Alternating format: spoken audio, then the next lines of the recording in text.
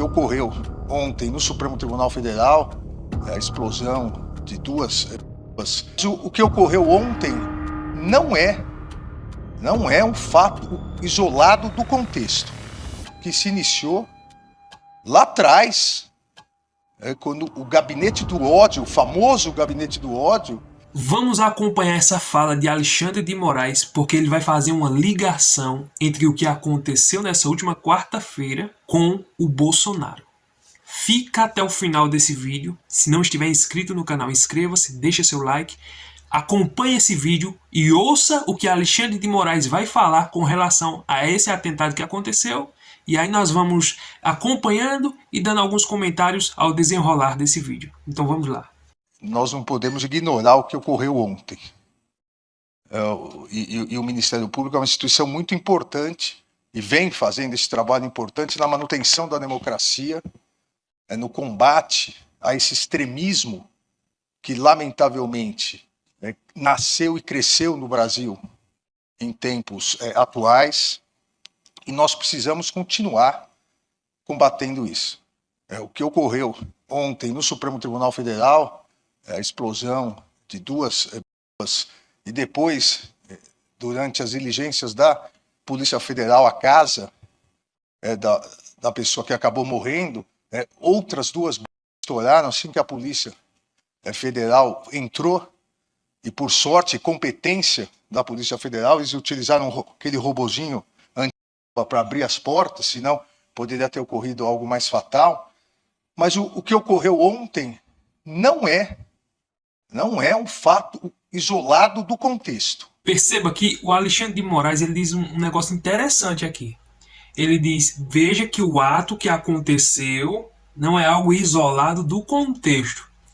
Aí eu pergunto, Alexandre de Moraes, que contexto você está falando? E você vai perceber que ele vai querer fazer uma ligação exatamente ao 8 de janeiro.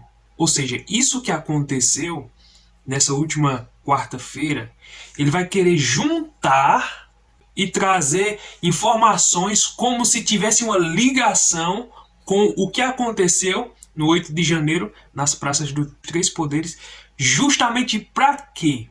Para incriminar quem? Bolsonaro. É claro, eu não estou dizendo aqui que ele está dizendo que foi o Bolsonaro e que ele tem nada a ver, não. Mas perceba as ligações que ele vai fazendo com essa fala que ele diz. De forma indireta, ele quer usar isso como argumento nos processos dele contra o Bolsonaro. Essa aqui é a verdade. Ou não? Você percebe que ele diz, não, é porque esses extremismos... Com que é que ele está falando dessa questão dos extremismos? Não, é porque aqui no Brasil nasceu um extremismo e a gente tem que combater. Aí vem fazendo essas ligações.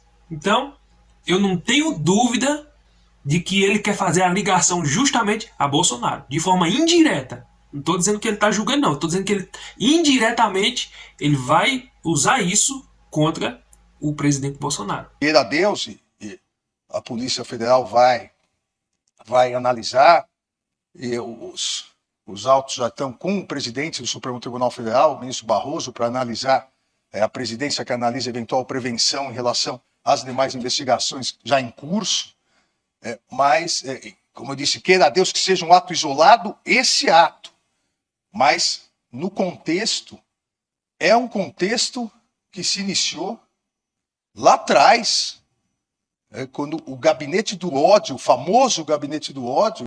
Aí ele diz, o famoso gabinete do ódio, se referindo a quem? Ao Jair Messias Bolsonaro. Ou seja, veja as ligações que ele está fazendo. Ele disse, tomara que aquilo seja um contexto isolado. Mas você viu que ele tirou o exemplo do que aconteceu nesse atentado e trouxe exatamente para dentro do contexto ao qual ele está julgando. Ou seja, meia palavra para um bom entendedor basta. Começou a destilar discurso de ódio contra as instituições, contra o Supremo Tribunal Federal principalmente, contra a autonomia do Judiciário, contra o Supremo Tribunal Federal não só como instituição, mas contra as pessoas, os ministros do Supremo Tribunal Federal e as famílias, os familiares de cada um dos ministros. Isso foi se avolumando sob o falso manto de uma criminosa utilização da liberdade de expressão, ofender, ameaçar, coagir, em lugar do mundo, nenhum lugar do mundo, isso é liberdade de expressão, isso é crime. Isso foi se agigantando e isso resultou, a partir da tentativa de descrédito das instituições, isso resultou no 8 de janeiro. Infelizmente, foi lamentável aquilo que aconteceu, né, ali de frente ao STF, naquela praça ali onde fica o Congresso e tudo mais. Lamentavelmente e infelizmente aconteceu isso, né? Agora fica aquela interrogação. Ali era para ser um lugar bem seguro, como as reportagens disseram que as forças de inteligência não conseguiram detectar isso que aconteceu. Aí, infelizmente, o homem morreu. Ninguém sabia qual era a verdadeira intenção, o que ele queria fazer, se era contra alguém, se era entrar lá, invadir. Sabe, é cada loucura. Mas perceba uma coisa, eles vão pegar isso que aconteceu, isoladamente, eles vão pegar isso para jogar contra o ex-presidente, contra Bolsonaro. Pode ter certeza. Eles não vão descartar essa possibilidade. O Bolsonaro ele quer uma licença do Alexandre de Moraes. Infelizmente, olha a situação que ele está. Ele precisa de uma licença do Alexandre de Moraes para ir para a posse do Donald Trump. Aí você acha que o Alexandre de Moraes caridosamente vai conceder isso? Não vai. O Alexandre de Moraes ele está se ardendo de raiva de Bolsonaro. Isso é um fato. Então, ele vai juntar todas as peças possíveis para incriminar o Bolsonaro. Até hoje, ele não colocou o Bolsonaro atrás das grades porque ele não conseguiu achar elementos fortes para dizer, ó, isso aqui é suficiente para ele ir para a cadeia. Porque se ele já tivesse conseguido, ele já tinha feito isso faz tempo. O Bolsonaro já estaria preso já. Mas como ele não consegue mais alguma coisa para incriminar o Bolsonaro, ele vai pegar isso agora. Essa é a minha percepção, a leitura que eu faço. Dentro do contexto de que o Bolsonaro está inelegível e dentro do contexto de que o Alexandre de Moraes é quem está jogando as cartas ali, é quem está dando as regras. Né? Infelizmente, na minha opinião, é a pessoa que está mandando e desmandando. É uma das autoridades mais temidas dentro do Supremo Tribunal Federal. É triste, né? Um negócio desse. É lamentável. É vergonhoso. Infelizmente, os outros ministros do Supremo, eles baixam a cabeça diante de Alexandre de Moraes. Ninguém discorda dele. Ninguém o contrapõe.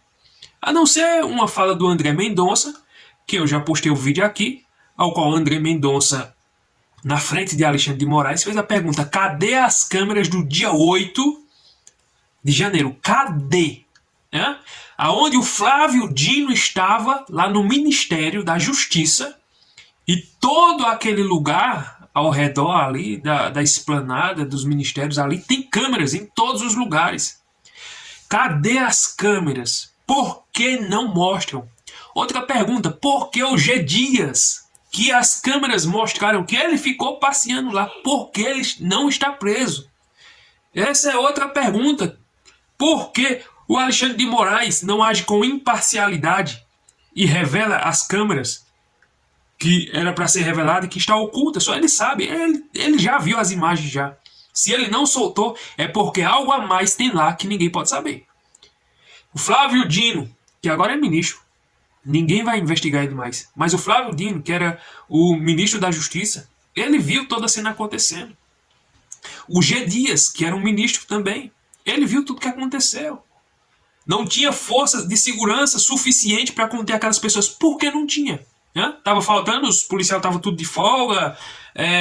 Ou propositalmente disseram: alivia, deixa todo mundo invadir, porque nós usamos isso como argumento e etc. Então, é um monte de perguntas que ainda está sem resposta. E eles sabem, e principalmente o Alexandre de Moraes, ele sabe que tem muita coisa lá que ele oculta, porque ele não pode revelar tudo.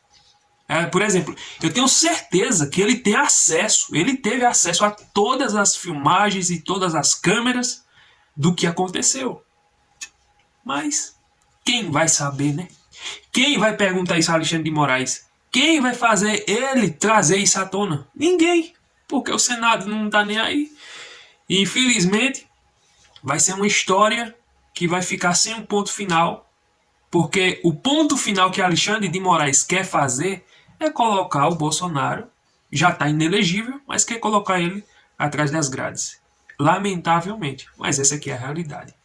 Então, aqui está mais um vídeo para vocês. Espero que vocês tenham curtido. Inscreva-se no canal se não tiver inscrito. Curte, comente e compartilha. Até o próximo vídeo, se Deus permitir.